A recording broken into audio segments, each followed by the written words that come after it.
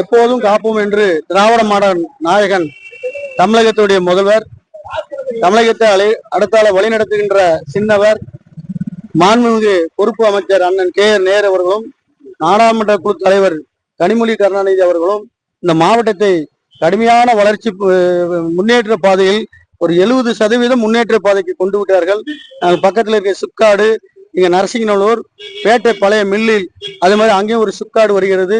அருமையான லட்சக்கணக்கான மாணவர்கள், படித்த மாணவர்களுக்கு வேலை வாய்ப்புக்காக இந்த மாவட்டத்தை வளர்ச்சி மாவட்டமாக கொண்டு சென்றிருக்கார் தமிழ்நாட்டுடைய முதல்வர்.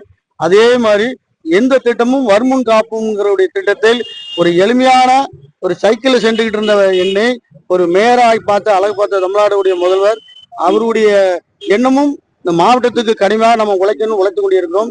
எனக்கு நேற்று தொலைபேசி மூலியமாக இந்த ஆரியாஸ் பக்கத்திலே, இந்த ப்ரொபோசல் கொரியர் பக்கத்துல ஒரு பெரிய ஓடை இருக்கிறது, அந்த ஓடையை நீங்க சரி செய்தால் இந்த வெள்ளத்தை தடுக்கலாம் என்று சொன்னார்கள். நம்ம ஏற்கனவே போன வெள்ளத்தில் நமக்கு அரசகுளத்தில் தமிழ்நாடுடைய முதல்வர் ஒரு 3.5 கோடி ரூபாய் ஒரு மதகை அமைத்து கொடுத்து அந்த தண்ணி அவிசைப்பட்டிக்கு திருப்பி விட்டதனால் நகரப்பகுதி மக்கத்தில் இருக்கக்கூடிய மக்களை நாங்கள் காப்பாற்றி விட்டோம்.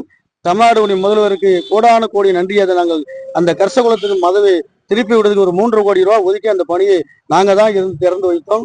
நகரப்பகுதியை எப்படி காப்பாற்றணுமோ அது மாதிரி ஜங்ஷன் பகுதியிலே ஒரு இடுப்பு அளவுக்கு தண்ணி நின்று மக்கள் செல்வதற்கு ரொம்ப சிரமமாக இருந்ததுக்கு அதுக்கும் ஒரு 4.5 கோடி ரூபாய் ஒதுக்கி அந்த பணி நடந்து கொண்டிருக்குது. அந்த கழிவுநீர் ஓடை எவ்வளவு பணி நடந்திருக்கு? இது இப்போ ஒரு 50% நடந்திருக்கு.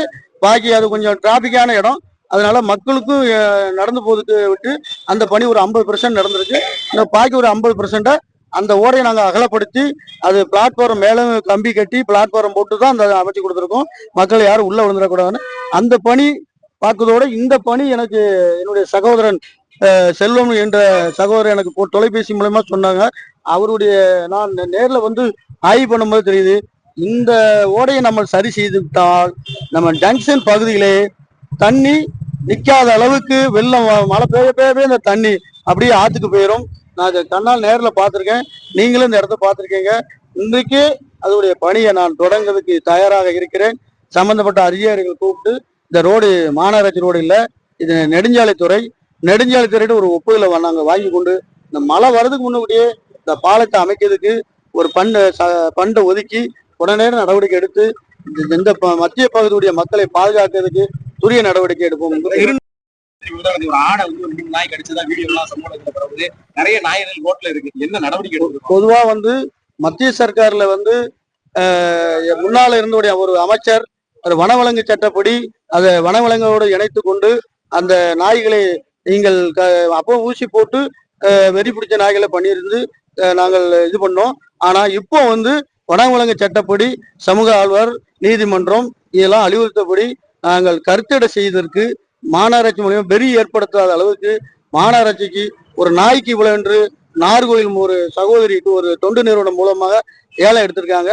அவங்க மேலப்பாளையம் ஒரு மண்டலத்தில் கருத்தடை செய்ததற்கு அந்த நாயை கருத்தடை செய்து புண்ணு ஆறி அதுக்கு பாலு பிஸ்கட்டு இது போல ஆகாரங்கள் கொடுத்து அது அந்த புண்ணு ஆறுனதுக்கு அப்புறம் எந்த நாய் எந்த இடத்துல பிடித்தமோ அந்த நாயை அந்த இடத்துல விட்டுருவோம். நாய் உற்பத்தியும் குறையும். அது மாதிரி வெறி பிடிக்கிற நாயை எங்க மாநகராட்சி மூலியமாக நடவடிக்கை எடுத்துக்கிட்டு இருக்கோம். இல்ல இப்ப அங்கங்க பிடிச்ச ஒரே இடத்துல கொண்டு விட்டுட்டு போயிருந்தாங்க. ஒரு 4 நாய் வந்து ஒரே ஆடை கடிச்சு கொண்டு அந்த மாதிரி வெறி பிடிக்கிற நாய்களே எங்கள் கவனத்துக்கு வந்து கொண்டிருக்கிறது. மாநகராட்சி அதுக்கு பயிற்சி பெற்ற ஆட்களை வைத்து நாய்களை பிடித்து கருத்தடை செய்துட்டு ஒரு பேச்சாக மண்டல வாரியாக நாங்கள் நடவடிக்கை எடுத்துட்டு இருக்கோம்.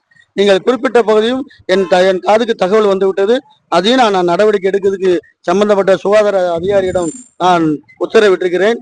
அப்படி இன்னும் நான் நகரப்பகுதிகளில் தெருநாய்களை கட்டுப்படுத்தக்கூடிய நிலையில் மாநகராட்சி துரிய நடவடிக்கை எடுக்கும்.